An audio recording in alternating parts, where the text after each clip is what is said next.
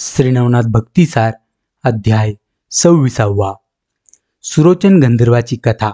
त्याचा पुत्र विक्रमाकडे भर्तरीचे आगमन. तो कमट कुंभार मजल दरमजल करीत सहकुटुंब सहपरिवार अवंती नगरीस येऊन पोचला. तेथे एका कुंभाराकडे जागा पाहून बिऱ्हाडासह राहिला. तो सत्यवतीस आपल्या मुलीप्रमाणे पाळी. एके दिवशी सत्यवतीने आपल्या पतीस पाहाव्याचे आहेत असे त्या कमट कुंभारास सांगितले व तिच्या म्हणण्याप्रमाणे त्याने भेट करून देण्याचे कबूल केले. मग रात्री तो गाढवापाशी गेला व त्यास म्हणाला, गंधर्व महाराज, तुमच्या म्हणण्याप्रमाणे राजाने आपली कन्या तुम्हास अर्पण केली. ती सत्यवती तुमची वाट पाहत आहेत. माझ्याही मनात तुम्ही उभयंतांनी आता आनंदाने वागावे असे आहेत. हे कमटाचे भाषण ऐकून गंधर्व म्हणाला, लग्नाचा मंगल सोहळा अद्याप पावतो कोणत्याही प्रकारे झाला नाही, तरी पण असुरी गंधर्व विवाह करून सत्यवतीचा मी स्वीकार करीन. हे ऐकून कमट म्हणाला, महाराज, आपण म्हणता ही गोष्ट खरी आहे, परंतु आपण पशुच्या देहाने वागत आहात. अशा अवस्थेत मनुष्याचा संग होईल कसा? हा माझा संशय फेडून आपल्या स्त्रीचा अंगीकार करावा. ते भाषण ऐकून गंधर्वाने उत्तर दिले की तिला ऋतुकाळ प्राप्त झाला म्हणजे 4थ्या दिवशी मी माझे मूळ स्वरूप प्रकट करून स्त्रीची मनकामना पूर्ण करीन. यास्तव तिचा 4था दिवस मला कळवावा. हे भाषण ऐकून त्यास परमानंद झाला. त्याने ही गोष्ट सत्यवतीस सांगितली. तेव्हा तिलाही खूप आनंद झाला. पुढे काही दिवस लोटल्यानंतर सत्यवती ऋतुस्नान करून 4था दिवस प्राप्त झाला. त्या दिवशी कमटाने जाऊन गंधर्वास सांगितले.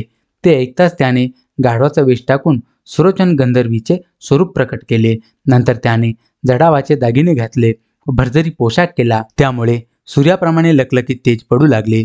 ते तेजस्वी रूप पाहून कमटाचा आनंद पोटात मावेनासा झाला. स्वर्गीच्या रत्नांचे आज प्रत्यक्ष आपल्या घरी दर्शन झाल्याने आपण धन्य झालो असे त्यास वाटले. सत्यवती दैववान म्हणून हे पुरुषरत्न तिला प्राप्त झाले असे अनेक दृष्टांत योजून तो आनंदाने सुरोचनाच्या पाया पडला व विनंती करू लागला, महाराज, मी अज्ञानी आहेत. मी दृष्टाने तुमची योग्यता न जाणता तुम्हास बहुत कष्ट दिले. तुमच्या पाठीवर ओझी घातली, वाहनासारखा उपयोग केला व निर्दयपणाने मारलेही. तरी मजकडून अज्ञानपणे झालेला अपराध पोटात घालून त्याची मला क्षमा करून मला पदरात घ्यावे असे म्हणून त्याने पायावर मस्तक ठेवले. मग कमटाने सुरोचन गंधर्वास हाती धरून घरात नेले व सत्यवती त्याच्या स्वाधीन करून तिचा प्रतिपाळ करण्यासाठी विनंती केली. मग ती उभयंता एकांतात गेली. तिने त्याची षोडोपचाराने पूजा केली. मग गंधर्व विवाह करून उभयंता अत्यंत प्रीतीने रममान झाली. त्याच रात्रीस सत्यवतीस गर्भसंभव झाला. गंधर्वाने तिला आपणास शाप दिल्याबद्दल सविस्तर मजकूर निवेदन केला. शेवटी तो म्हणाला, हे सत्यवती, तुला पुत्र झाला म्हणजे मी स्वर्गी गमन करीन. तुझा पुत्र मोठा योग्य तेच चढेल व विक्रम या नावाने सार्वभौम राजा होईल. धैर्य, उदारपणा हेही गुण त्याच्या अंगी पूर्ण असतील व तो शककर्ता होईल. असं पुत्ररत्न प्रसल्लित म्हणजे मी तुझ्या ऋणातून मुक्त झालो असे समज. मी शापमुक्त होऊन तुला टाकून स्वर्गास गेल्यानंतर तू मजविषयी बिलकुल दुःख मनात आणू नकोस. त्या पुत्रापासून तुला अनेक सुखे प्राप्त होतील असा तिला बोध करून पुन्हा वेश पालटून सुरोचन गंधर्व गाढव होऊन राहिला. सत्यवतीविषयी लोकांच्या मनात संशय येऊन ही मुलगी कोण आहेत असा जो कमटास विचारी, तेव्हा तो त्यास सांगे की ही माझी मुलगी आहेत. बाळंतपणासाठी मी तिला माहेरी आणले आणि पुढे 9 महिने भरल्यावर उत्तम वेळेवर ती प्रसूती होऊन पुत्ररत्न झाले. 12व्या दिवशी बारसे करून मुलास पाळण्यात घालून त्याचे नाव विक्रम असे ठेवले. अस्तमान झाल्यावर सुरोचन गंधर्वाने गाढवाचा वेश पालटून आपले रूप प्रकट केले व घरात जाऊन स्त्रीपासून मुलास मागून घेतले आणि त्याचा मुखचंद्र पाहून तो शापमुक्त झाला. त्याच वेळी त्यास आणण्यासाठी इंद्राने मातलीस विमान देऊन पाठविले. तो अवंतीस आल्यावर कमटाकडे गेला.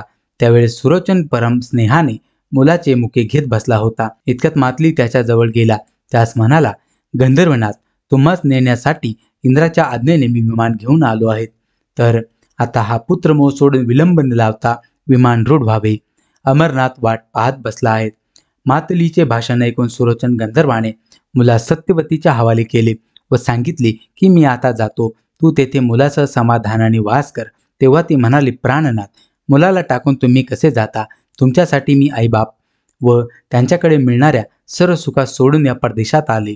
तुमच्या वाचून मला कोण आहेत असे म्हणून ती मोठमोठ्याने रडू लागली. तिने त्याच्या गळ्यास मिठी मारली. तेव्हा त्याने तिला सांगितले की तू मुलासमागमे कुशाल आनंदाने राहा. त्यावेळेस माझे तुला स्मरण होईल. त्यावेळेस मी येऊन तुला भेट देईन, असे त्याने तिला वचन देऊन तिचे समाधान केले. मग मुलाला व सत्यवतीला कमठाच्या पदरात घालून त्याची आज्ञा घेऊन गंधर्व विमान रूढ होऊन आपल्या स्थानी गेला. पुढे विक्रम दिवसेंदिवस वाढत चालला. त्याने अल्पवयात चांगली विद्या संपादन केली. पुढे 16 वर्षाचा झाल्यावर त्याने राजाची भेट घेतली व दरबारी मंडळीत विक्रमात चांगला स्नेह झाला. राजाने त्यास गावच्या रखवालीचे काम दिल्यामुळे पहारा करण्यासाठी त्याला गावात फिरावे लागे.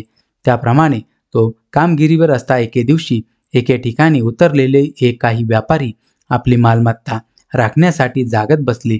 त्यास ते दिसले. त्यात भर्तरीनाथ पण होता. त्यास पशुची भाषा समजत होती. त्याने प्रथम कोल्हे ओरडले तेव्हा चोर येणार आहेत असे व्यापाऱ्यास सांगितले. त्यावरून त्यांनी सावध राहून चोराचा मोड केला. दुसऱ्या वेळी कोल्हे भुंकू लागले तेव्हा भर्तरी व्यापाऱ्यास म्हणाला, उत्तरेकडून दक्षिणेकडे जावयास एक राक्षस मनुष्य वेशाने येत आहेत. त्यास मारून त्याच्या रक्ताचा टिळा गावाच्या दरवाजास व आपल्या कपाळात जो लावील तो अवंतीमध्ये सार्वभौम राजा होईल. हे भर्तरी बोलाव्यास व विक्रम त्याच्या समयी रस्त्याने जाव्यास एकच गाठ पडली. पूर्वी सांगितल्याप्रमाणे चित्रमा गंधर्व पार्वतीच्या शापामुळे राक्षस होऊन फिरत होता. त्यास शंकराने उशाप दिला होता की सुरोचन गंधर्व शापबद्ध होऊन पृथ्वीवर फिरेल. त्याच्या वीर्यापासून जो विक्रम नावाचा पुत्र होईल त्याच्या हातून तू मारला जाशील व राक्षसा योनीतून मुक्त होशील. तोच हा राक्षस होय. राक्षस मारल्यावर तो राजा होईल म्हणून ते भर्तरीने सांगितले. ते त्याच विक्रमाविषयी व त्यात इतके ऐकले होते. तो चित्रमा गंधर्व राक्षस झाला होता. तरी पण यावेळी मनुष्य वेश घेऊन तो उत्तरेकडून दक्षिणेत जात होता. इतक्यात विक्रमाने त्यास शस्त्रप्रहार करून जमिनीवर पाडले व त्याच्या रक्ताने वस्त्रे भिजविली आणि आपल्या कपाळी एक टिळा रेखिला. त्याच वेळी राक्षसरूपी गंधर्व शापमुक्त होऊन लागलेच विमान आले. त्यात बसून तो जाऊ लागला. त्यास विक्रमाने विचारले की तू राक्षस असता स्वर्गात जातोस, ही गोष्ट नीटशी माझ्या लक्षात येत नाहीत. मग त्याने त्यास शंकर पार्वतीच्या खेळापासून सांधव वृत्तांत निवेदन केला आणि मी चित्रमा गंधर्व आहे तसे सांगून तो स्वर्गास गेला. विक्रमाने राक्षसाचे प्रेत चाचपून पाहिले. तो त्याच्या मुठीत 4 रत्नेही सापडली. ही साक्ष पडताच त्याने मनात भर्तरीची वाखाणकी करण्याचा आरंभ केला व हा पुरुष आपल्याजवळ असावा असे त्याच्या मनात आले. नंतर राक्षसाच्या रक्ताचा टिळा गावाच्या दरवाजास त्याने लावला. मग विक्रम व व्यापाऱ्याकडे पुन्हा गेला. त्यावेळेस ते सर्व भर्तरीस मध्यभागी घेऊन जागत बसले होते. तुम्ही कोण वगैरे व्यापाऱ्यांनी विक्रमाला विचारले. तेव्हा विक्रमाने आपले नाव सांगून तुमच्या गोष्टीत मन रमले म्हणून आता आलो आहेत असे त्यास सांगितले. त्यावर तुम्ही आमच्या कोणत्या कोणत्या गोष्टी ऐकल्या म्हणून व्यापाऱ्यांनी विक्रमास विचारल्यावर तो म्हणाला, माझा पहारा जवळच आहे त्यामुळे तुमच्या सर्व गोष्टी मला ऐकू आल्या. पण तुमच्यावर जी चोरांची धाड आली तिचा सुगावा तुम्हास पूर्वीच कसा लागला याचा शोध करण्यासाठी मी आलो आहे. चोरांचा सुगावा काढण्यासाठी युक्ती तुमच्याकडून समजल्यास आम्हास बंदोबस्त ठेवण्यास ठीक पडेल. ते म्हणाले, चोराच्या टोळीत एकंदर किती मंडळी असतील ती नकळे पण सुमारे 100 असावी. तर आम्ही पाहिले ते चोर येण्याच्या पूर्वी काही वेळ अगोदर कोल्हे भुकत होती. ती त्याची भाषा आमच्याबरोबर जो भर्तरी नावाचा मुलगा बसला आहे त्यास समजते. त्याने चोर लुटाव्यास येणार आहेत असे आम्हा सांगितल्यावरून आम्ही सावध राहिलो आणि विक्रमाने त्यास पुरे लक्षात ठेवले. मग काही वेळाने तो तेथून निघून गेला. सुमारे घटिका रात्र राहिल्यानंतर एक जकातदार शोचात जात होता. त्यास विक्रमाने एकांती सांगितले की गावाबाहेर जे व्यापारी आले आहेत त्यांच्यापाशी जकातीचा पैसा तुम्ही मागू नका. त्यांच्याऐवजी मी तुम्हास तिप्पट रक्कम देईल. तुम्ही त्यांना तो पैका माफ करून भर्तरी नावाच्या मुलास माझ्याकडे घेऊन यावे. तो माझा भाऊ आहे. तो माझ्या हवाली कराल तर तुम्हास आतोनात पुण्य लाभेल. अशा प्रकारे विक्रमाने जकातदाराची विनवणी केली व द्रव्य लोभस्तव जकातदाराकडे वचन देऊन विक्रमाचे म्हणणे कबूल केले. पुढे कचेरीत आल्यावर जकातदाराने शिपाई पाठवून त्या व्यापाऱ्यास बोलावून आणले आणि मालाची टीप करून दस्तुरीच्या पैक्याचा आकडा केला. मग तुम्हामध्ये भर्तरी नाव कोणाचे आहेत म्हणून त्याने व्यापाऱ्यास विचारले. ते ऐकून व्यापाऱ्यांनी भर्तरीस बोलावून जकातदारास दाखविले. त्यास पाहताच त्याच्या तेजावरून हा कोणीतरी अवतारी असावा असे जकातदारास वाटले. त्याने व्यापाऱ्याच्या मुख्यास एकीकडे नेऊन सांगितले की तुमच्याकडे जकातीचा तो आकडा येणे आहेत त्याची मी तुम्हास माफी करून देतो. पण तुमच्याकडे जो भर्तरी आहेत त्यास काही दिवस आमच्याकडे राहू द्या. असे बोलून त्याने त्यास पुष्कळ प्रकारे समजावून वळवून घेतले. मग व्यापाऱ्यांनी भर्तरीस 2 गोष्टी सांगून त्यास खुश केले व ऐवज वसूल करून त्यातून जकातीची रक्कम घेण्याबाबत जकातदारास सांगितल्यावर भर्तरीस जकातदाराच्या स्वाधीन केले. तसेच माल विकून कोणाकडे काय येणे राहिले आहे ते जकातदारास माहीत आहे. यास्तव याच्या मापितीने सारा वसूल कर, तुला जी मदत लागेल ते ती करतील, असे भर्तरीस बजावून व त्यास जकातदाराकडे ठेवून व्यापारी निघून गेले. मग जकातदाराने विक्रमास बोलावून आणले व त्यास जकातीच्या रकमेचा आकडा दाखवून तो सर्व पैसा भराव्यास सांगितले. तेव्हा विक्रमाने आपल्याजवळ एका रत्न जकातीचा ऐवज पटेपर्यंत त्याच्याजवळ गहाण ठेवले आणि सांगितले, तूर्त भर्तरीस माझ्याकडे नुसता भोजनास पाठवीत जा.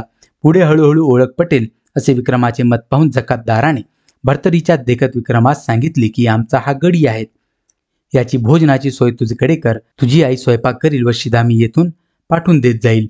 याप्रमाणे ठरल्यावर त्यांची बोलणे विक्रमाने मान्य केले व भर्तरीस घेऊन आपल्या घरी गेला. घरी ओटीवर 4 घटका उभ्यंतांचे बोलणे झाले. मग विक्रमाने रात्री झालेला हा सर्व प्रकार आईस सांगितला. तेव्हा तिला अति आनंद झाला.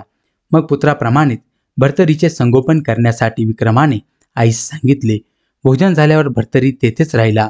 तो जकातदाराकडे गेला तेव्हा त्यास सांगितले की तू विक्रमाच्याच घरी राहा, मला कारण पडेल तेव्हा मी तुला बोलावील.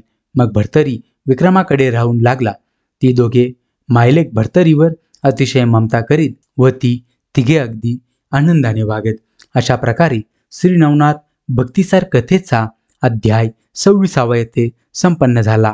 आपण भेटूया पुन्हा पुढील अध्यायामध्ये श्री नवनाथ भक्तिसार अध्याय 27.